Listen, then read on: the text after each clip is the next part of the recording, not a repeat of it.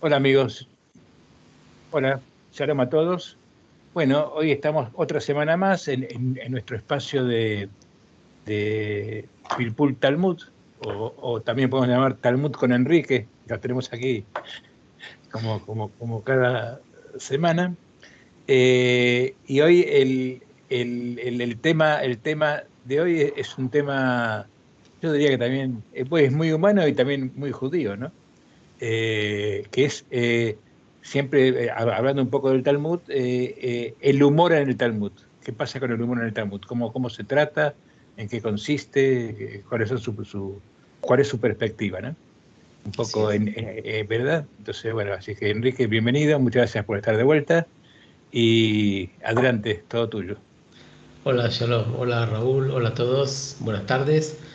Como ha dicho Raúl, hoy trataremos un tema no tan específico de un sitio en concreto, sino un poco tocar un tema de forma genérica con varias citas de varios lugares y estamos hablando del humor en el Talmud.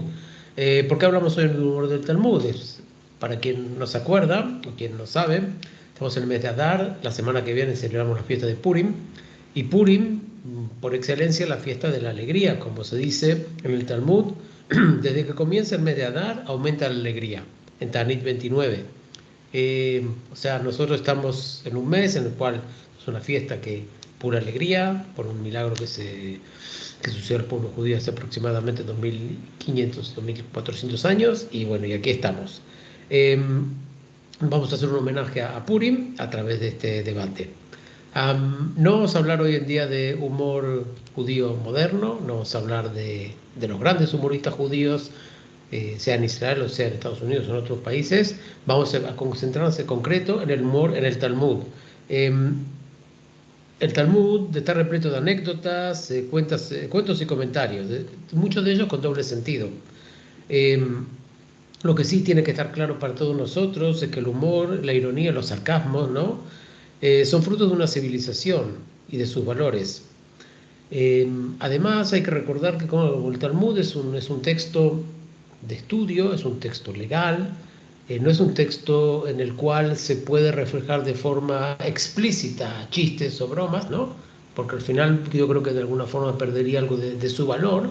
Por lo tanto, si hay mensajes humorísticos, si hay anécdotas humorísticas, esas primero no son explícitas y segundo, que siempre tienen un objetivo que por detrás. O sea, el humor no está como, digamos, como objetivo de por sí, el chiste, la alegría, sino eso sirve, y ya veremos cómo lo ven los rabinos, como una herramienta más para profundizar y para mejorar el estudio de la Torá. Ese es, digamos, la forma, así de forma muy genérica, de cómo ve el Talmud el tema del humor. Eh, Solo para empezar con algunas citas, digamos, en la cita de Pirkei Avot, en la cual dice lo siguiente, dice, Rabbi Hanina ben Taredeón dice, cuando dos personas están sentadas y hablan entre ellas palabras de la Torá, o perdón, y no hablan entre ellos palabras de la Torá, es una reunión de burlones. En cambio, cuando dos individuos se sientan entre ellos y hablan palabras de Torá, la Shejinah reside entre ambos. O sea, hay una línea muy clara. Si hablamos de Torah está bien, tenemos la Shejinah entre nosotros. Si no hablamos de Torah, más a más, si estamos contando chistes, ¿no? Entonces estamos en una reunión de burlones, que es una forma, digamos, despectiva para hablar de una reunión social sin ningún objetivo. En ese sentido, los sabios del Talmud son muy orientados a su cometido, que es el estudio de la Torah. Eh, Ahora, ¿por qué hablo del entorno social y el entorno de la civilización? Porque muchas veces, cuando nosotros contamos un chiste, ¿no? El chiste tiene una serie de hipótesis que nosotros, como miembros de una civilización o de una cultura, somos capaces de entender. Por ejemplo, un chiste sobre judíos, ¿no? Voy a contar y después vamos a ver cómo esto tiene un reflejo en nuestro conocimiento de la cultura. Un chiste corto, ¿no? Dice, dos judíos están en el Titanic, cuando el barco comienza a hundirse, uno de ellos comienza a llorar desesperadamente. Y el otro judío le dice, pero Moisés, ¿qué te pasa? ¿Por qué lloras? ¿Acaso es tu barco? Bueno, ese es el chiste. ¿Y por qué lo digo? Porque, claro, una persona que no sabe qué es el Titanic no puede entender un chiste de estas características. Una persona que no conoce nuestra relación, digamos, especial con el tema del dinero, o que supuestamente tenemos con el tema del dinero, porque también es un poco un mito que hay de la relación de los judíos con el tema del dinero, claro, entonces ahí el chiste tiene cierto tipo de sentido, si no, no se puede llegar a entender. Otro chiste, digamos, o digamos un comentario humorístico que se decía en Alemania después de la Primera Guerra Mundial, había un señor que tenía una pancarta que decía: hemos perdido la guerra por los judíos y los ciclistas. Entonces la gente se le acercaba y le decía: pero ¿por qué por los ciclistas? Claro, eso refleja, digamos, una hipótesis que hay por detrás, que los judíos sí tenían la culpa. Entonces lo que llama la atención es por qué los ciclistas.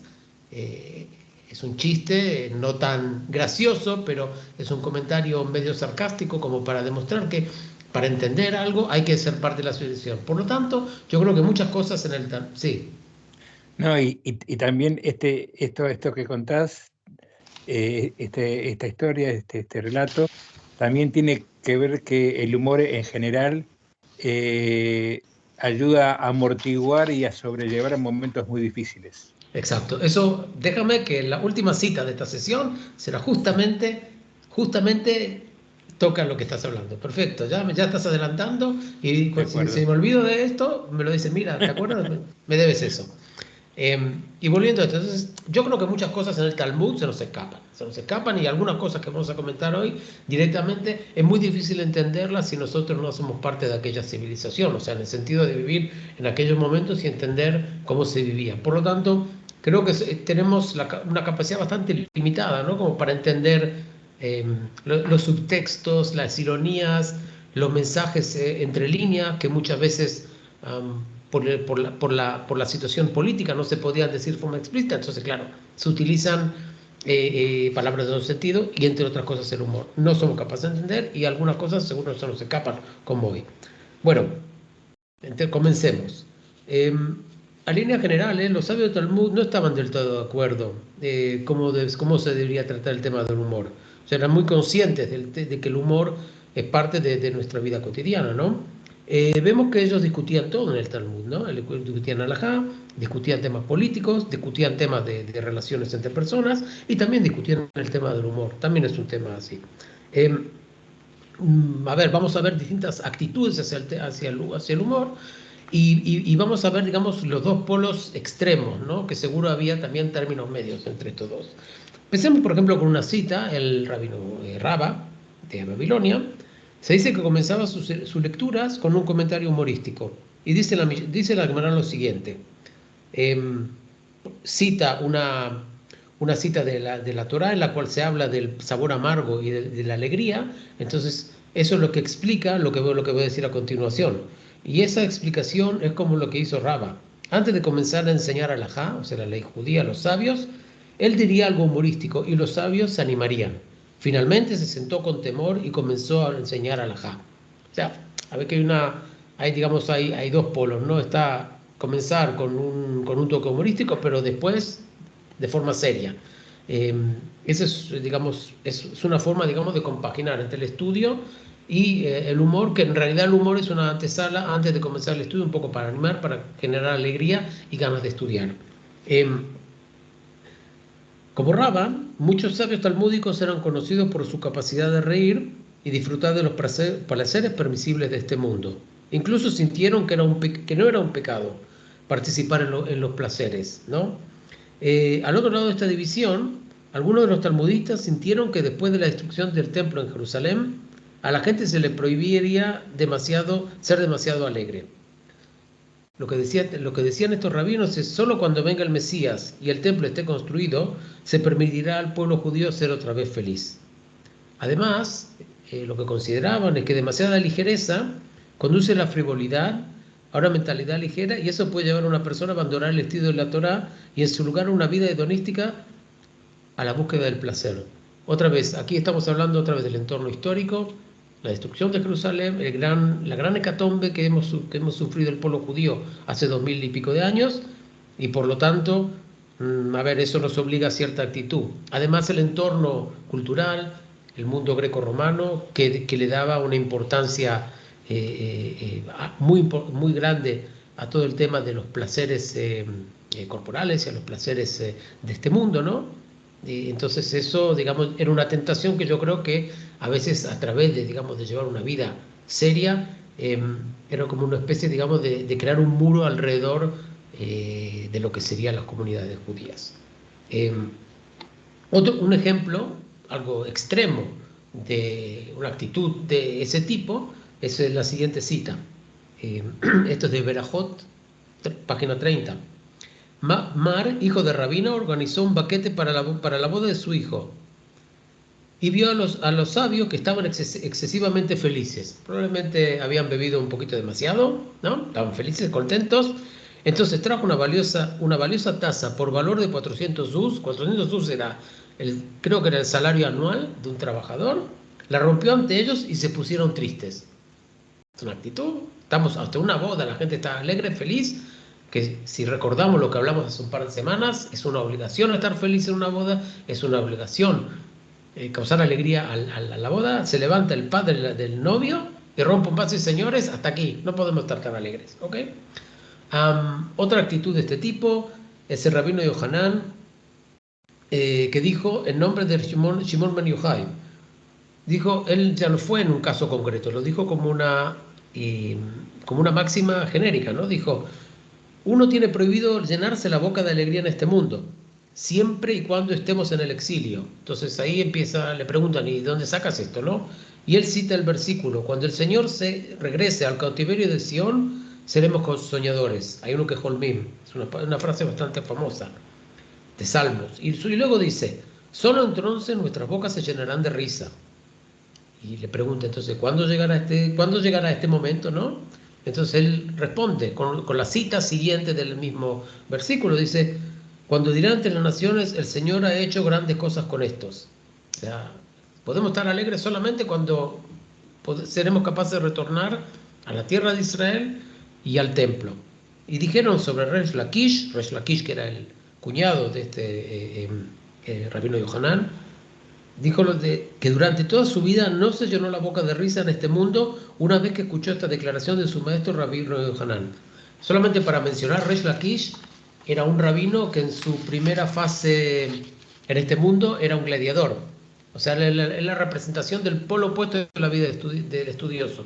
Era un gladiador o quizás también era un bandido, no se sabe. Yo no entendí exactamente qué tipo de vida llevaba, pero no una vida de rabino. Y solamente cuando encontró a Rabbi Yohanan, que es una escena muy bonita y muy famosa que en algún momento ya la tocaremos, él decide incorporarse al mundo de la Torá. Entonces por eso lo que llamaban Resh Lakish, que era un polo, pasó al otro polo y prácticamente nunca más se rió. Otro ejemplo de esta línea un poco durilla, ¿no? Es el rabino Zira. El rabino Zira, para quien no se acuerda, es aquel rabino que cuando hablamos del rabino que bailaba con las hojas en la boda, ¿no? Era aquel rabino que le dijo, a ver, rabino, no nos haga pasar vergüenza porque esto no se debe hacer. Entonces, él era de esa línea dura de que la alegría no tiene demasiado cabida. Era muy estricto en evitar la risa, ¿no? Él directamente evitaba la risa, no era solamente que no la provocaba, sino que la evitaba, y coincidía con la opinión que vimos antes de Rabbi Yohanan. Lo que pasa que ahí, y ahora empezamos un poco en el debate, ¿no? Él tenía, digamos, una contrapartida, que era el rabino Irmiá. El rabino Irmiá era el polo opuesto, era el que hacía todo el tiempo las bromas y hacía todo el tiempo actuaciones como para causar a propósito a rabinos de ira a reír. O sea, tenemos a rabinos de ira y Rabbi Irmiá.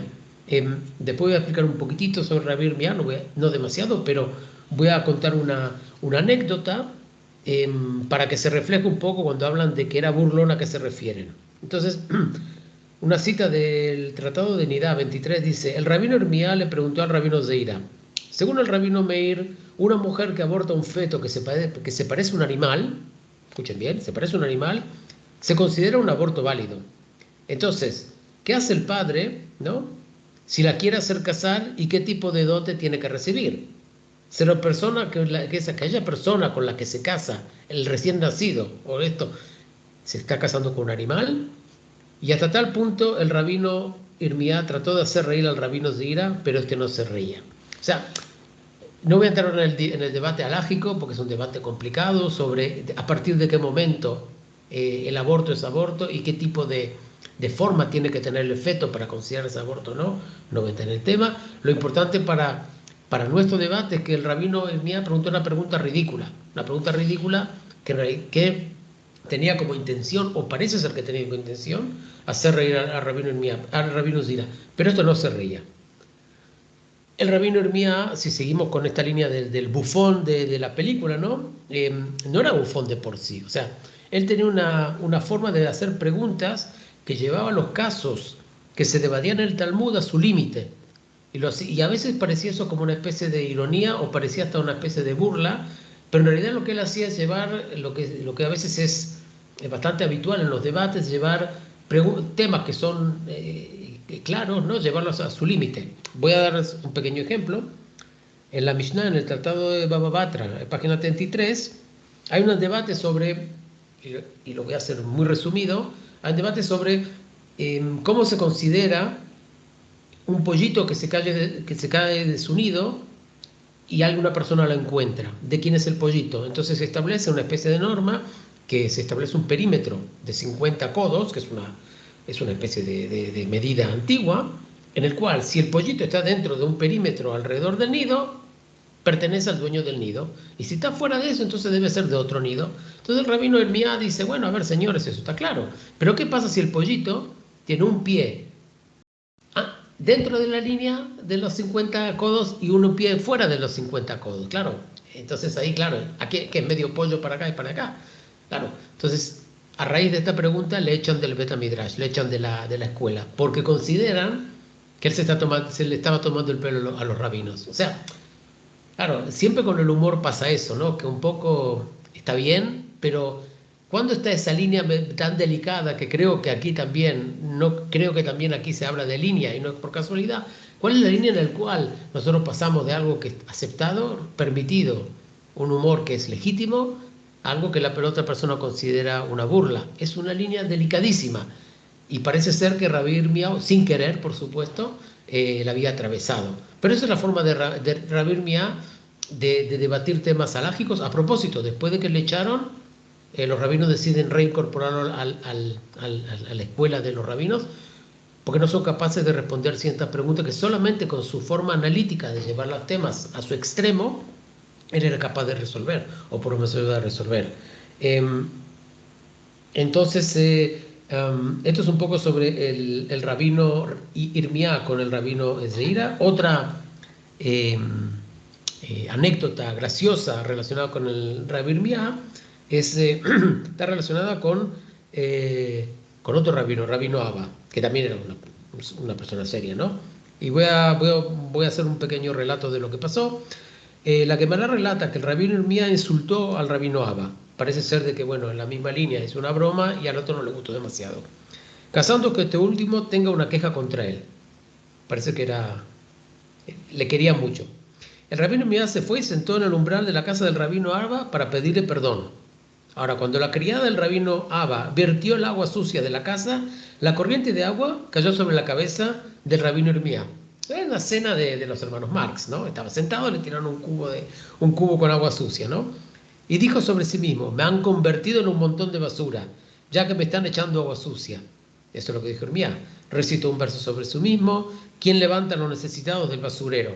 Bueno, hizo una broma de eso, ¿no? Lo tomó de buen rollo, no se enfadó. Entonces ahí salió el rabino Abba, se enteró de lo que estaba pasando, escuchó y salió a saludarle. El rabino Abba le dijo, ahora debo salir a apaciguarte por este insulto. Como está escrito, ve, humíllate e insta a tu prójimo. O sea, aquí el primer insultado del rabino Abba, que se lo tomó mal, y el rabino Irmía, que también fue insultado, porque el rabino Abba reconoció que era insultado, se lo tomó con buen humor. Es un poco... Y al final lo que llevó a la solución del conflicto es realmente la actitud humorística, la actitud leve, ¿no? De no llevar tanta seriedad a Rabbi Irmía. Eso es, digamos, una forma humorística de tomar. ¿Cómo estamos de tiempo? Casi 20. Casi 20. Bueno, tenemos estos 5 minutitos y después ya acabamos. Bueno, Otro famoso, muy famoso, digamos uno de los rabinos más famosos, el rabino Yehudá Nasi, conocido como Revi, es el rabino que se encargó de recopilar toda la Mishnah, años 1135 hasta 219 de la era común. Era uno de los casos extremos que no se reía. Es más, el Talmud afirma que cuando Revi se rió, el castigo venía sobre el mundo. Incluso el Revi aconsejó a sus hijos que no vivieran al lado de un pueblo, Shechem Aziv, un pueblo en la tierra de Israel, porque los residentes de ese pueblo eran conocidos como tipos burlones y podían influir en ellos que hicieran lo mismo. Ahora él tenía, como Zeira Epia, tenía, digamos, su bufón, que era Bar Kapara. Y él no tenía ese problema, sino todo lo contrario. Solamente una mención, ¿por qué Rabbi Yehudá Nasi no se reía? Rabbi Yehudá Nasi no se reía porque él consideraba que después de la hecatombe, no solamente de la destrucción del templo, sino después de la rebelión fallida de Bar Kokhba, el pueblo judío estaba hecho polvo y no había lugar para hacer bromas. Además, había otro componente que Rabbi Yehudá Nasi era muy rico y también tenía muchísima influencia política. Entonces, él de alguna forma, políticamente hablando, ¿no? Él quería de alguna forma afirmar su autoridad, ¿no? sobre el pueblo judío a través, digamos, de una postura seria hasta lo que está pasando. Claro, porque si él se ríe y pues lleva la buena vida, mientras que el pueblo judío está sufriendo las peores de las calamidades, entonces van a decir, este tío, lo único que le interesa es su dinero. Por lo tanto, hay una mezcla aquí entre una actitud religiosa y una actitud, yo diría, hasta política, ¿no? Hay también una escena que también se habla explícitamente del tema del humor, y la voy a mencionar. Esto estamos hablando, bueno, no sé, creo que es en Ta'anit, si no me equivoco. Si no, lo voy a encontrar ahora. Bueno, comienzo. En un día en el que Rabino Yehudá Nasi se reiría, la calamidad caería sobre este mundo, ya que los sufrimientos del Rabino Yehudá Nasi expiarían los pecados del pueblo judío. A quien le hace recordar esto un poco la forma cristiana de ver el mundo, Jesús, que es el que expía los pecados, puede tener algo de influencia. Por lo tanto, dijo que prohibiera, le dijo a Bar Kapara, al burlón, ¿no? Dijo, no me hagas reír y te daré 40 seah de trigo a cambio. Dijo Bar Kapara, bueno, el maestro ya verá que yo voy a tomar la cantidad que a mí se me dé la gana tomar. Le dio una respuesta un poco insolente, ¿no? Pero no le dijo que sí ni dijo que no. Entonces, ¿qué hizo Bar Kapara? Tomó una gran canasta de palma, la untó con alquitrán, escuchen bien lo que hizo, se la volcó sobre su cabeza, así, ¿no? Y se fue a la casa de Rabbi Yehudá Nasi y le dijo lo siguiente, le dijo, maestro, vine aquí a buscar las 40 seah, las 40 unidades de trigo que usted me debe. ¿Qué pasó? Rabbi Yehudá Nasi se puso a reír. Y le dijo, pero Bar Kapara, yo no te advertí que no me hiciera hacer reír. O sea, le dijo, primero yo te pedí, segundo estás perdiendo aquí dinero, ¿no? Le dijo, mira, a mí no me interesa tanto el dinero, lo que te estoy quitando es simplemente el tiro que me debes. Ahora, ya digo de antemano, es una exposición que es un poquito complicada de explicar. Hay muchos rabinos que directamente saltan de intentar explicar esto, no entienden muy bien cuál es el juego de palabras, pero lo que está claro es que uno lo quería reírse y el otro hizo todo lo posible para reírse. También aquí en algún momento Bar Kapara parece ser de que se cruzó la línea de hasta donde llega el humor. Aquí se habla, por ejemplo, que Rabbi Yehudá Nasi preparó una boda para su hijo y no invitó a Bar Kapara, quiso Bar Kapara, y todo esto está en el Talmud, no lo voy a leer porque si no nos vamos a quedar hasta mañana. Hizo un graffiti en la casa del Rabbi Yehudá Nasi, dijo, este señor se está gastando un montón de dinero, pero a mí no me invita. Así, un graffiti. Claro, y como nadie sabía de quién se trataba, pero Rabbi Yehudá Nasi reconoció su error, y su error no era porque se olvidó de Bar Kapara, sino que él no quería traerlo porque sabía que era burlón, era bufón y se iba todo el mundo a reír, entonces por eso no lo invitó. Que en realidad, si hablamos otra vez de la obligación de ser alegres en una boda, Rabbi Yehudá Nasi de alguna forma está incumpliendo con una mitzvah. O sea, son palabras un poco fuertes por mi parte, porque ¿quién soy yo para criticar a Rabbi Yehudá Nasi? Pero lo que está claro es que aquí algo no cuadra. De todos modos, le invitó. Y en alguna de esas ocasiones, parece que Bar Kapara se pasó un poquito, empezó a hacer preguntas un poco insolentes, le hizo bailar al Rabí Yehuda Hanasí, le hizo a la mujer de Rabí Yehuda Hanasí, le hizo traerle un vaso de vino, o sea, todas expresiones de burla, no sé si de burla, pero de un humor que parece ser de que un poquito se pasaba.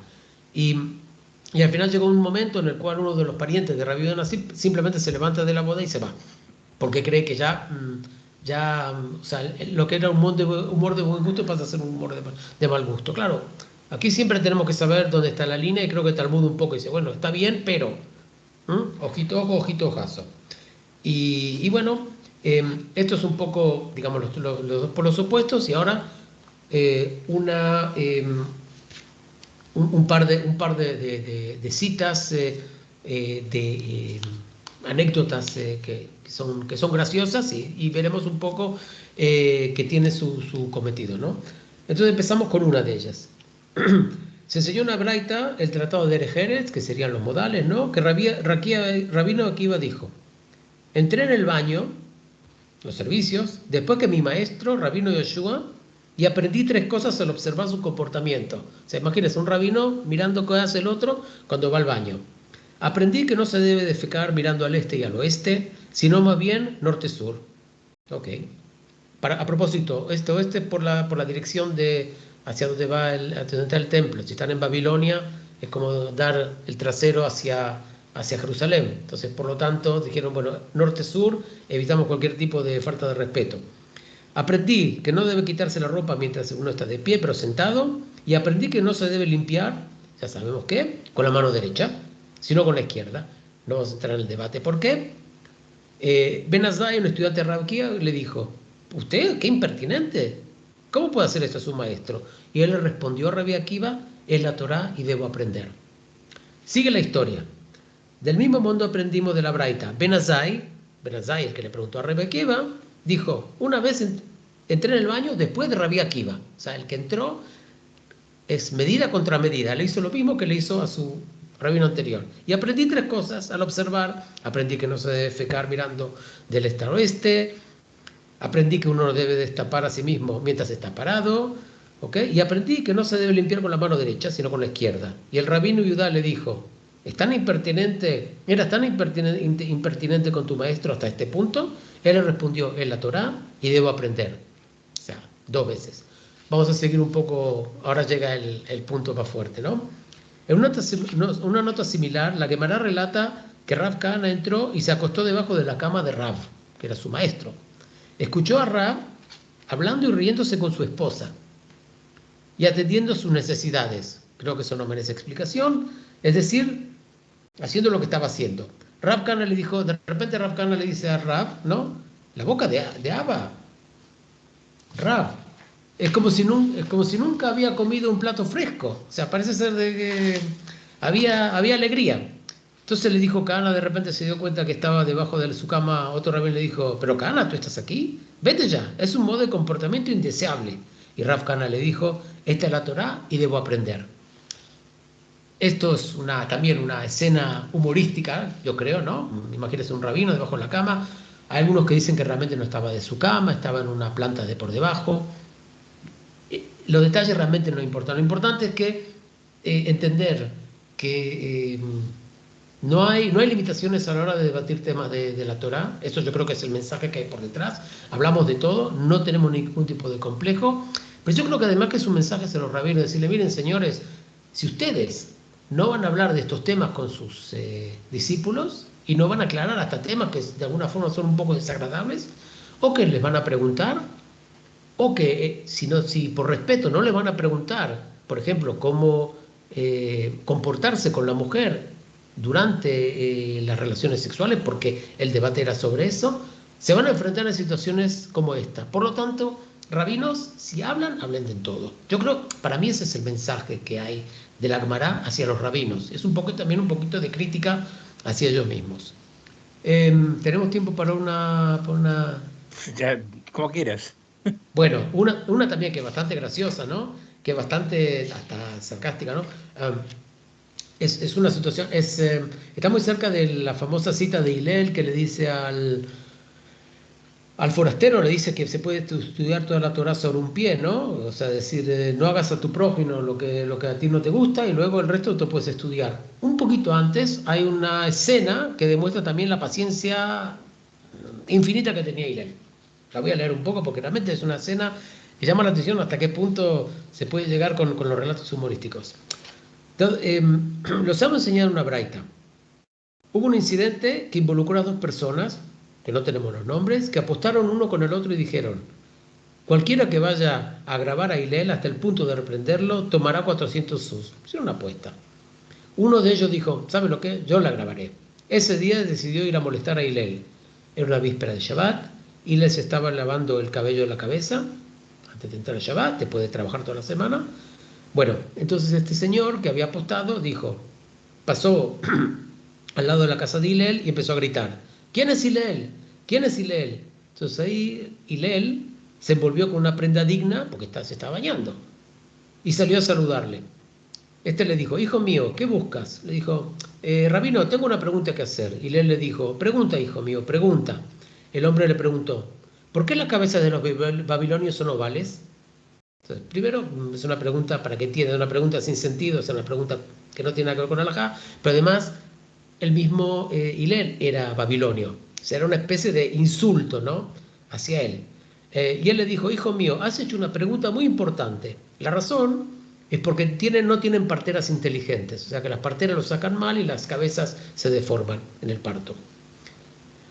Este hombre se fue, esperó una hora, regresó a buscar a Hillel y le dijo: ¿quién es Hillel? ¿Quién es Hillel? De nuevo Hillel se envolvió, salió a saludarle. Hillel le dijo: hijo mío, ¿qué buscas?